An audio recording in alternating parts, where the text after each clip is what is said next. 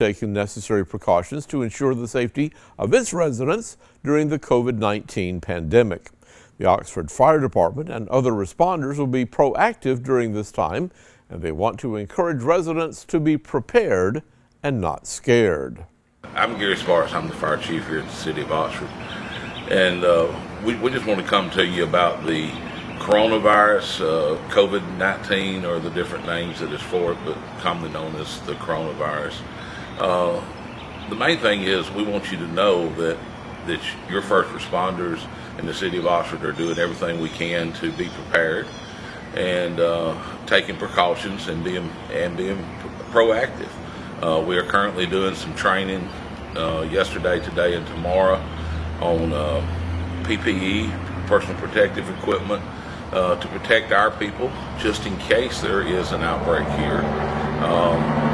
But the main thing we want you to understand is to not be scared.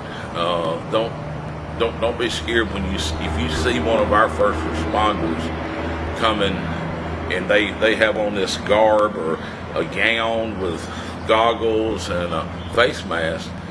They're using that to protect them just in case. It's not saying that the patient we're picking up or the person that we're dealing with has the virus. It's just saying that they exhibit some symptoms such as sneezing, coughing, respiratory distress, those type things that could also be the common flu. They mimic the same symptoms. But we're going to take those precautions to protect our people so that our people will be available to assist other people in the future. The last thing we want to do is to contaminate one of our people and then we have to quarantine them. So those precautions are being made.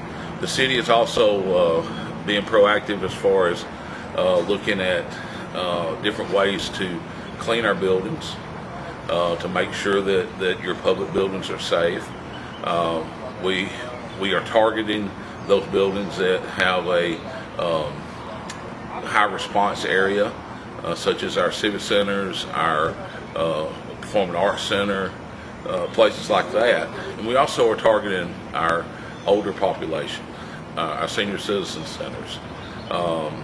This virus seems to affect the seniors more than anybody, people 65 and older who have underlying health issues. So if you're in that age group, take special precautions.